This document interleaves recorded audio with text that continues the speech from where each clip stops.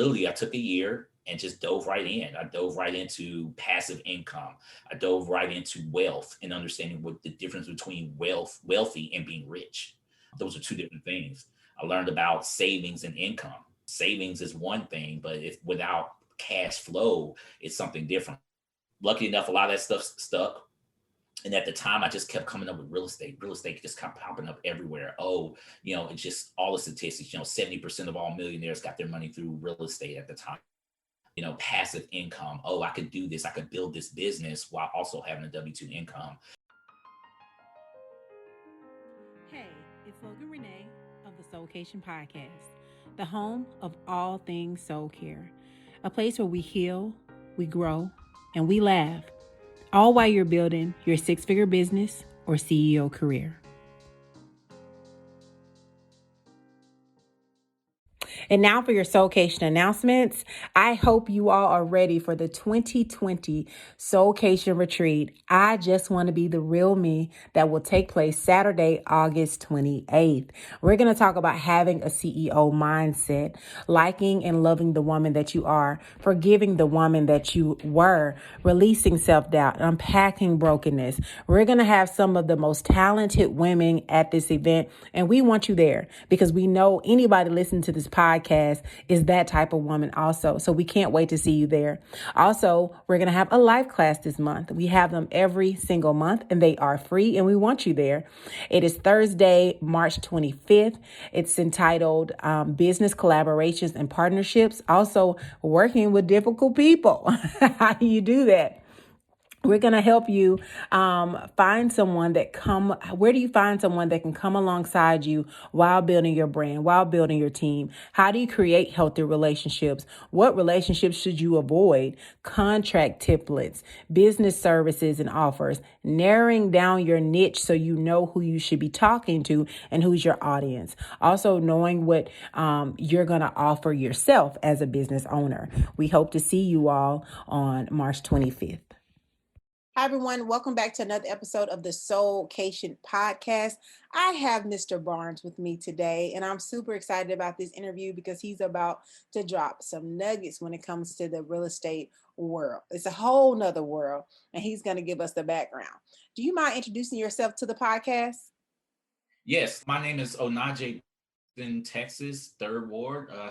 I not necessarily born, but I've been there my whole life. I grew up the third child of four, single mom, and she was a great mom, educator. She had a in-home daycare, but that didn't pay a lot of money. And for four kids growing up in the hood, so to speak, life wasn't easy for us. I often remember, I do have stories of walking to school in the rain and, going hungry. We never owned a car.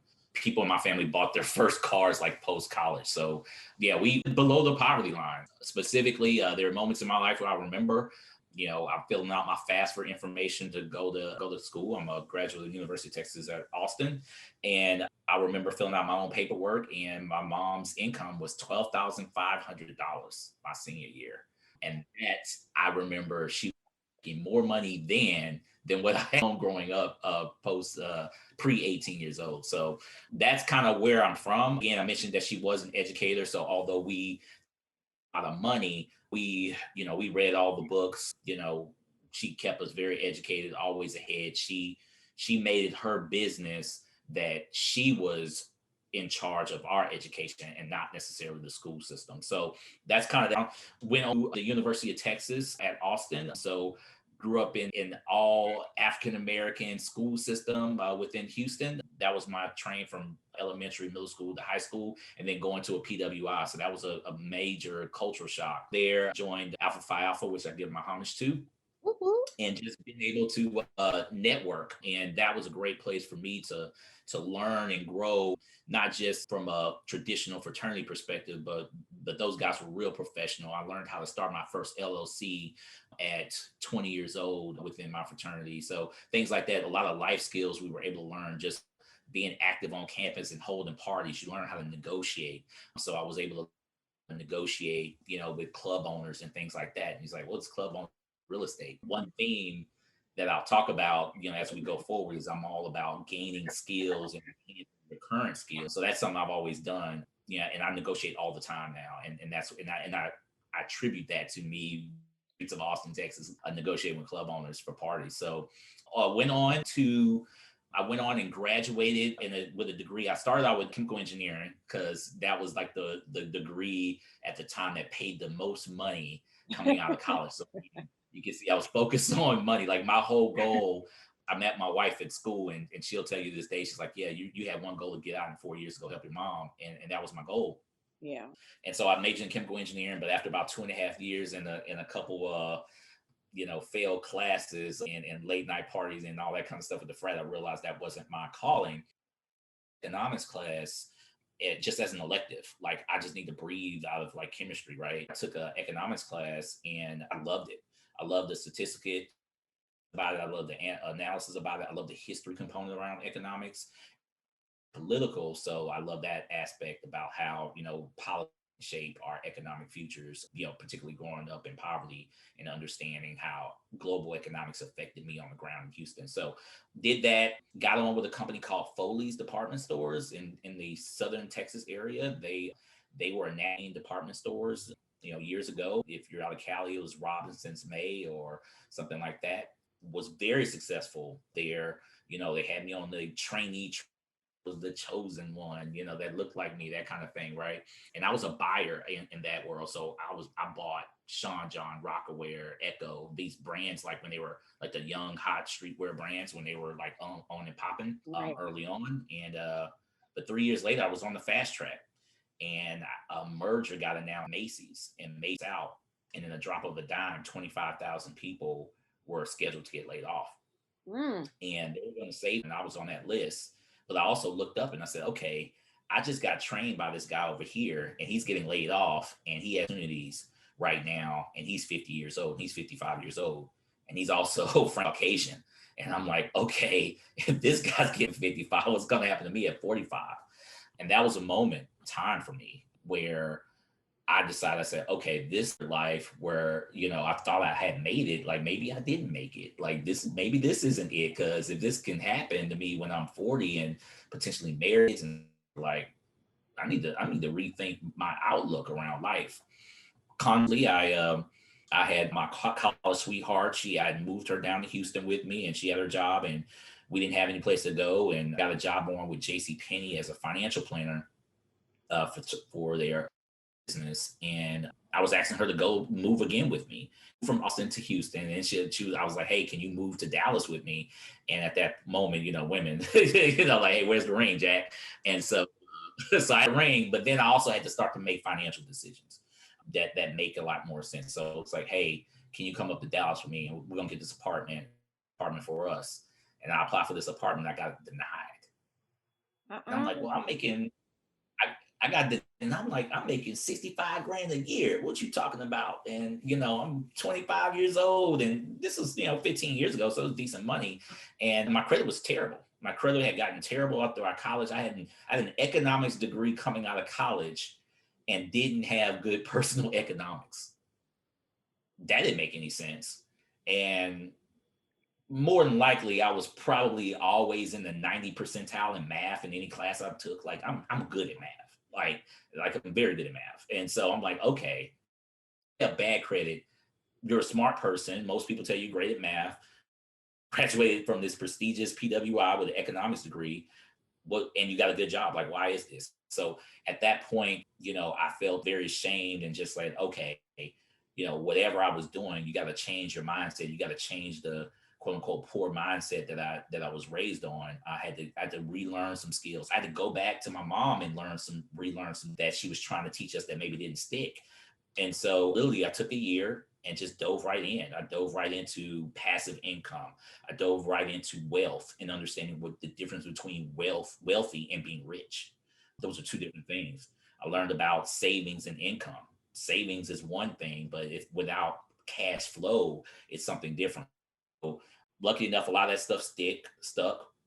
And at the time, I just kept coming up with real estate. Real estate just kept popping up everywhere. Oh, it's just all the statistics. 70% of all millionaires got their money through real estate at the time.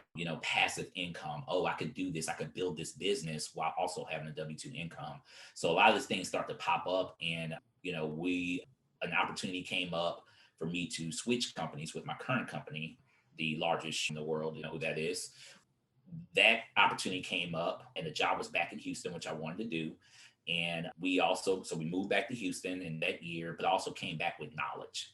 And I had a direction and I knew what I wanted to do and I knew what we needed to do. I was taking this great job from this great prestigious Fortune 100 company that's super private, but then also said, okay, I know that I'm getting married to my college sweetheart, this wonderful woman who's been with me through ups and downs, and I've traipsed around Texas, moving all around. It's time for me to step up. And part of stepping up was just one, like I said, getting educated. Two, really, we focused in on real estate. We knew we were going to buy a house, and we focused on buying a ugly home and and that's what we did. And you fast forward 13, 14 years later, we own over 30 property. We own 30 units and a couple land lots. I love that. You mentioned credit.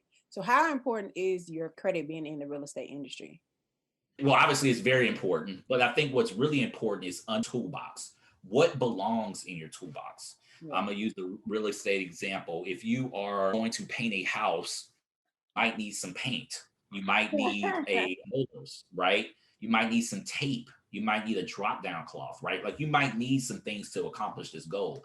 And so within real estate, you need certain things in your toolbox, and everybody's toolbox is different. Everybody's toolbox is bigger, smaller, whatever. You should never focus on this toolbox, build your own. But part of that toolbox is credit for sure. That's pretty high. There's a whole lot of ways where you don't need credit, and we can get into that if you want. But for me, I built my portfolio by building my credit. I could not I joined a program called NACA that got me my first home with bad credit, but my options last, I don't know, 8 to 10 years as I built my credit really, really strong. I mean, my options are way stronger now. Right. So credits definitely need to be in the toolbox. So if somebody has bad credit, but they want to get a home, what would you suggest they do? Should they get the home with the bad credit and use the program that you were talking about? If you don't mind sharing. I would say when you're looking to get a home, you should definitely evaluate what's going on with you, right? So if credit is one thing, talking this toolbox, right? Like what do you have going on for you? Credit might be a negative for you, but do you have cash? Do you have resources? Do you have a network? I would argue that a network might be stronger than credit, because of what a network can get you. A good realtor could advise on some programs that could help you in bad credit. I had bad credit when we purchased our home. I was referred to a great program called NACA, NACA.com. I'm not a plug for them. I ain't got nothing to do with them, but they're a great program but they're a great program. I mean, they offer no down payment, below market rate interest rates. And what they most importantly do, which a lot of people dislike, but I like, is they have a 6-month or 3 to 6 month home buying kind of process. And you've got to go through a couple classes for them. Again, I'm not a pitch man, but it's a good classes where it can teach people how to properly not only purchase, but like keep that home, which is more important than anything. That's really, really good. If you could go back to your first deal, like outside of buying your home, like your first deal, what do you wish you would have known? What do you mean by deal? Do you mean by home, real estate deal, or just deals in general? Yeah, a real estate deal for sure. Okay, so my first home, we did it right. We went to NACA, and I think that's key. When you hit, when you hit a layup on your first home, I think 3-pointers. And if you're a basketball reference, I mean, a layup is easier than a 3-pointer. So I'm big about trying to find layups. So that was a little bit difficult process, but I'll break that deal down and why it was so important for our future. We bought a great home, and we bought an ugly home in a great neighborhood. When I say ugly home, I mean this home was 1960. It had green shag carpet. It had never been touched. It had a leak from the ceiling from the upstairs unit. It had gold foil on the walls. Yeah, like it was nasty. It was nasty old school 1960, but they were fly back then. This was a fly home for 1960. But we saw the bones in it. And the bones it was also 3,000 square feet in Houston. It was also a 4.2.5. It also was on foreclosure at 160,000 at the time. And the neighborhood was probably selling for 250. We offered 130,000 on this deal, and NACA also provided an additional 30 grand to help us rehab the property.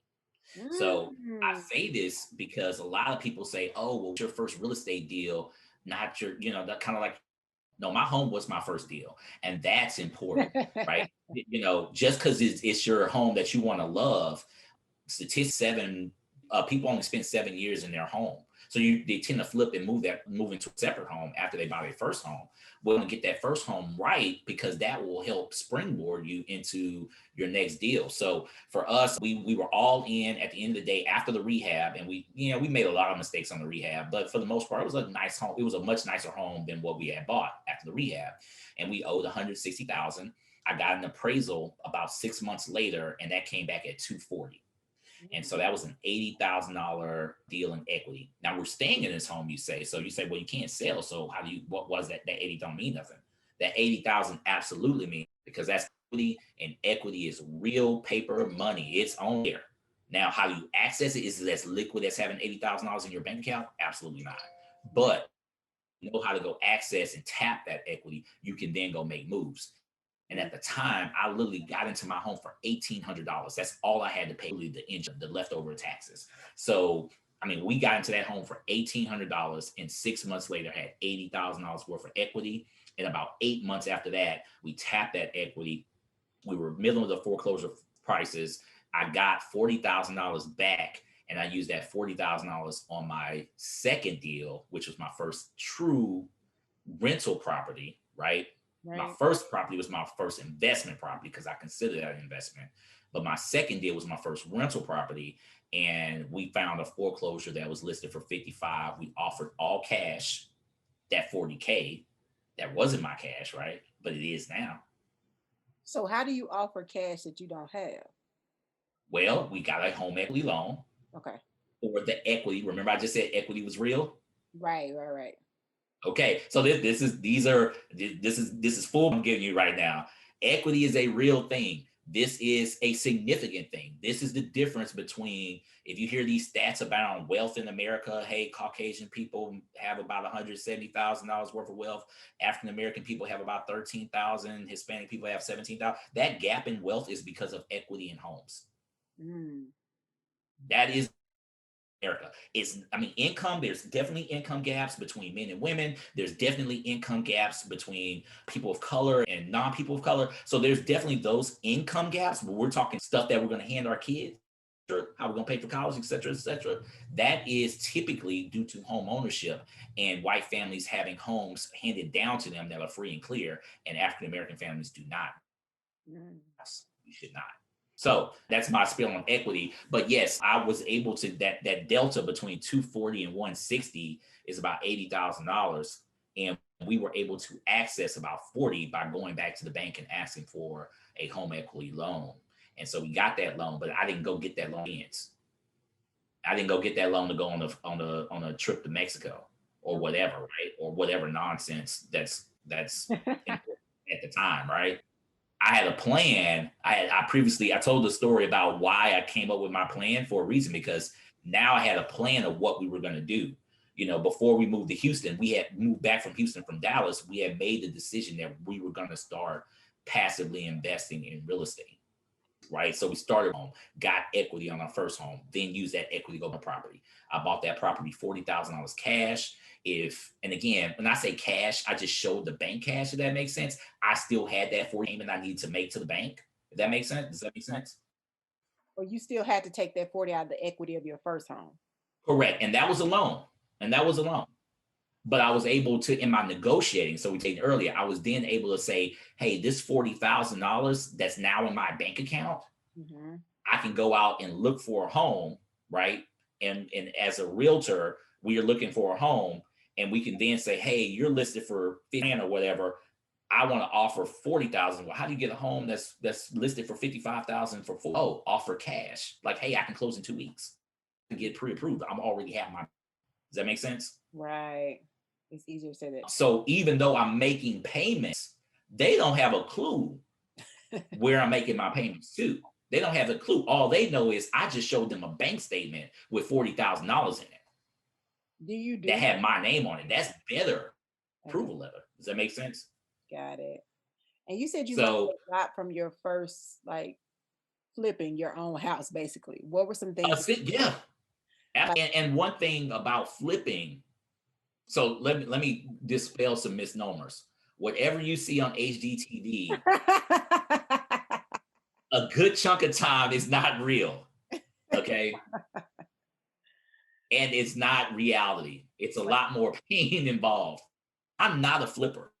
Okay. I'm a buy and hold investor. Okay. Sold real estate. Like I have never property because I believe in wealth accumulation. And you don't become wealthy by selling property. I would dispute anyone who says that. Wait, say that again. Say it again for the people in the back because they missed it.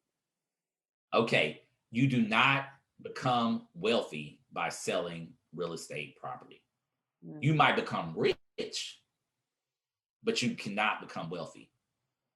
Okay. Wealth is a thing than rich. Rich is, I got some income right now. I got some money right now.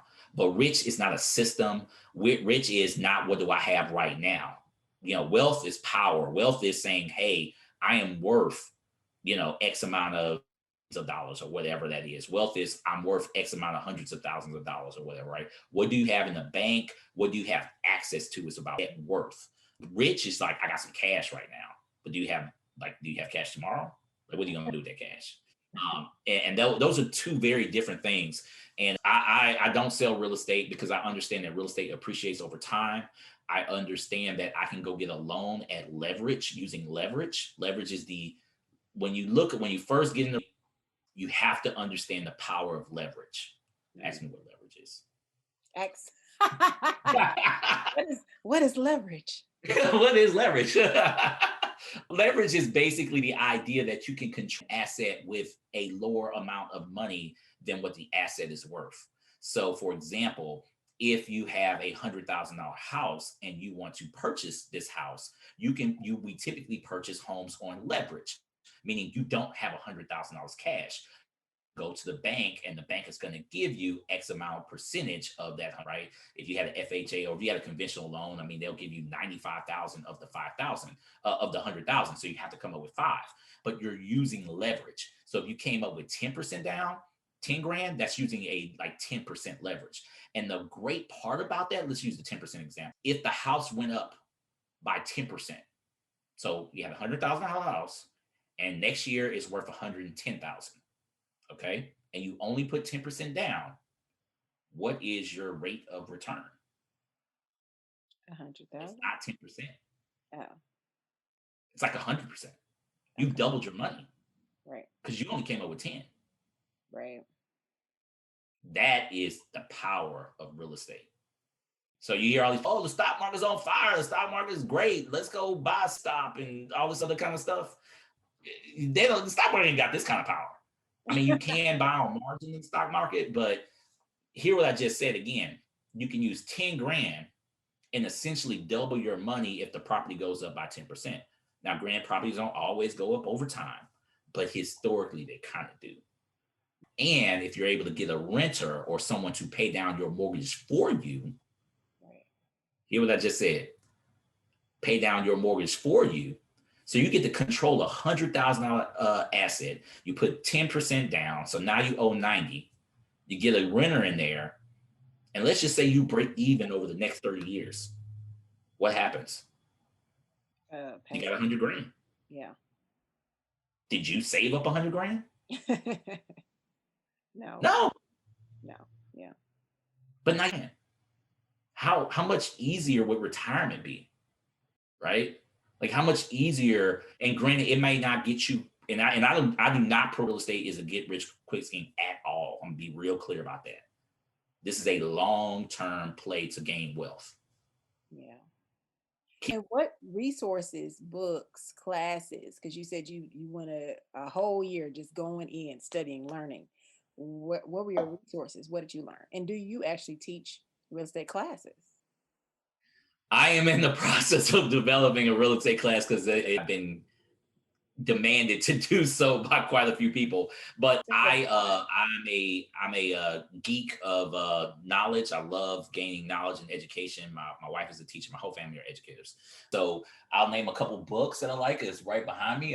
One, the Rich Dad Poor Dad series. I'm not sure familiar with a lot of people, but that's a fairly popular book.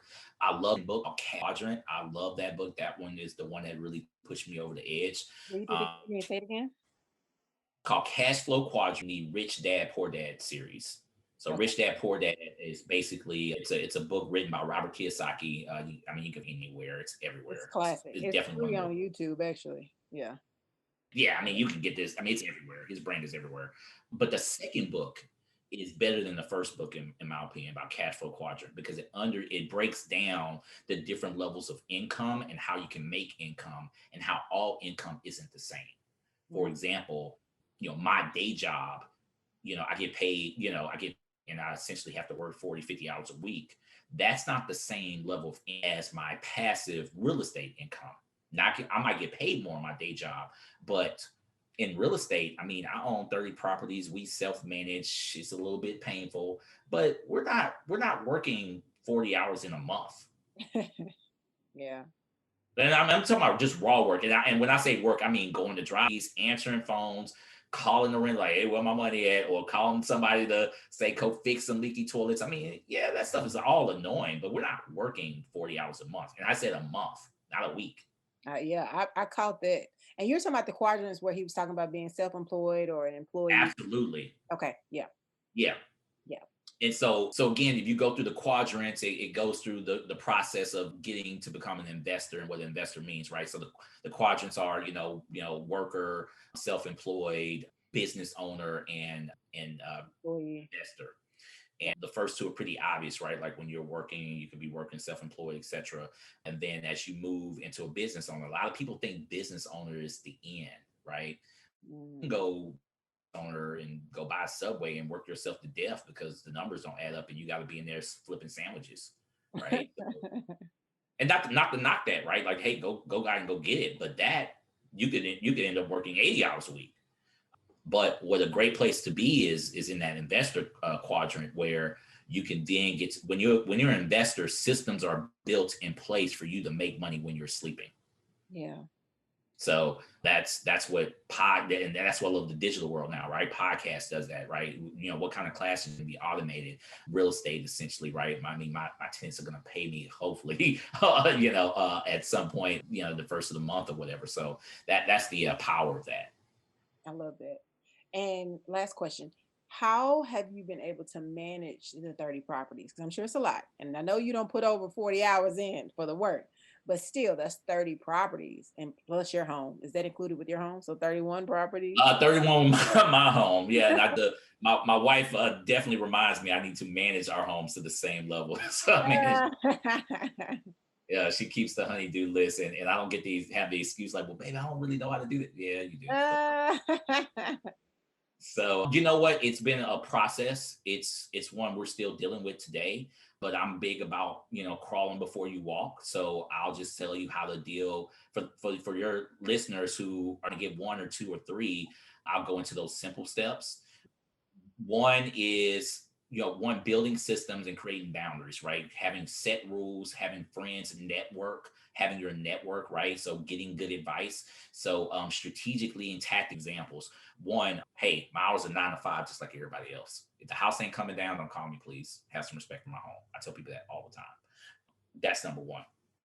Two, I don't use Cozy, but I'll use some online digital software now. Like, strategy I used back then were different than what I use now. So one is definitely using digital software to property manage. If you got below 5 units, you could probably find some free software online. I'm a big fan of at 30 units, we pay for our software because we need a lot more things for the software to do. But what I mean by software, we're all digital now. When I first bought my first properties, I was still driving down to the hood in my Camry to go pick up some money orders and stuff. I don't do that nonsense. They're not coming after me, the rent man, with a wad of, I remember, my first couple of months, one of my tenants handed me $900 in, 20s or something. He's going to share 3 tips that you should focus on when you're managing multiple properties. Yeah, when you're talking about property management in general, there are 3 main components to managing property outside of your own. One is putting in a good tenant, leasing.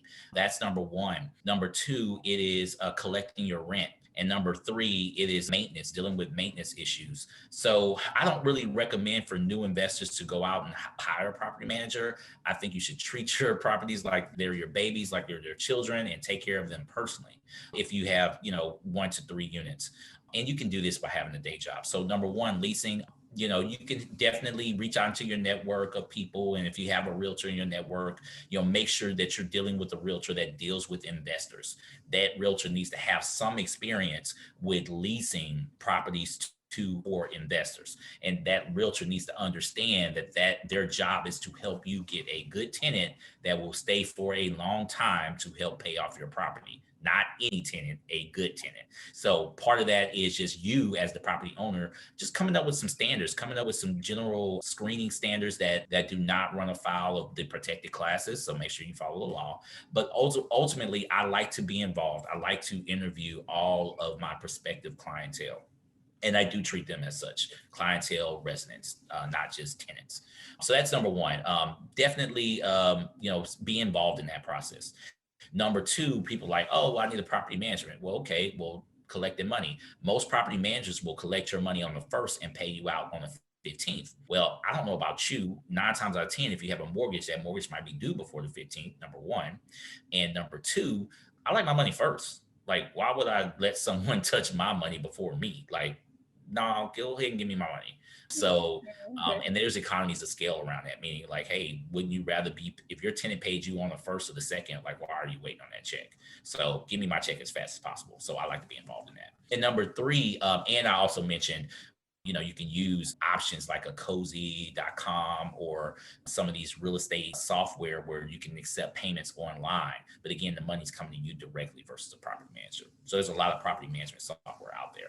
And lastly, I like maintenance. Maintenance is the biggest bugaboo. I think that's the biggest one that scares everyone from getting in this. I don't want to call at midnight about a leaky toilet. What I suggest around maintenance, and this really helped me, this is how I scaled. So once I got around 4 to 5 units, things really started to kind of get a little bit more stressful between me, my wife working, me working, and then we have 2 kids. So after about 5 units, we're like, yeah, we need to change some things up. And what we learned is I love home warranties. Home warranties, not to be confused with insurance, but an actual home warranty. And a good home warranty will pay for anything in the house. Your insurance pays for your fire, your hail, windstorm damage to your roof, etc. But a good home warranty will pay for an AC unit going out, a heater going out, your refrigerator going out, leaky toilets, pipe busting, etc. They'll pretty much pay for a lot of stuff. They'll even pay for your main line if it was broke because it's an old home. They'll even pay for that. So a good home warranty probably costs you about, I don't know, $45 to $50 a month. Maybe I just build that into my cost of ownership as a landlord. So if my mortgage note is $450, I just add in another $50 mentally on the spreadsheet for a home warranty, and I extend that cost onto the tenant. What I love about a home warranty is that you can give the home warranty the tenant's phone number, and I actually write the home warranty website and email and phone number into my leases. This is who you call. And a home warranty typically might have a $75 trip charge fee, but then whatever repairs are that are, over that, they'll pay for. And sometimes, depending upon the tenant, the situation, I'll write that into my lease. I know a lot of people that write that $75 into the lease, meaning whenever the tenant calls and signs up, and I pay for the warranty every month, right? So this is in my fee. But then when the tenant calls for that trip charge, we sometimes will put that cost onto them. I know a lot of people that just, hey, $75 if I'm coming out, you got to pay the home warranty charge. But that's a great way to maintain the property. Personally, we like to typically pay those fees for our residents, so I know that that the home will get repaired. So I'm a little bit hands-on. Remember, these are my babies. So what I don't want is my baby sitting up there with a nanny who's not changing their diaper. Right. So you like that. So, I mean, so that's the other piece, right? You could be cheap and not give your nanny enough diapers, right? Or you can make sure that nanny or whoever, right, like that school or wherever your kid is, you want them to make sure that, hey, they're being taken care of. And so I don't want financial implications. I don't want me charging them $75 for a trip charge and they may not have that money to forego a leaky faucet, right? Because a leaky faucet can lead to bigger expenses over time. So I like to let my tenants know that we want to repair any and all things because these are my baby. I'm taking care of them, right? Because they're going to take care of me 30 years later. Right. Oh, that's good. So many nuggets. I hope you all were taking notes and you all got some ideas about what you could do, especially if you're going to get into this game. He said, hey, you better study it. You better understand what you're getting yourself into. And it's a long game. So if you think it's something you can just get rich off of real quick, that's not the game. So thank you so much for coming and speaking to the audience. Where can they find you and connect with you, especially with the course that you're going to have coming out? Okay. Yes. So check me out. I'm on LinkedIn for sure at Onaje Barnes. I talk more professionally there in my day job. But as far as real estate is concerned, Onaje B on Instagram and Onaje B on Clubhouse. I'm on there a lot. And then look for my class on landlord and how to get started in real estate. Yes. Thank you so much. I really appreciate you coming. Thanks for the invite. This was a pleasure. Of course. You all make sure you share this episode with your closest friend, and we'll catch you on the next episode of the Soulcation Podcast. My hope is that your soul just went on a vacay, and you have tools that you can apply to your life today. For more in-depth tools, head on over to loganrenee.com. Also, if you have questions that weren't answered on this episode, email your questions to logan@loganrenee.com, and I'll answer them here on the show. I'll talk to you soon.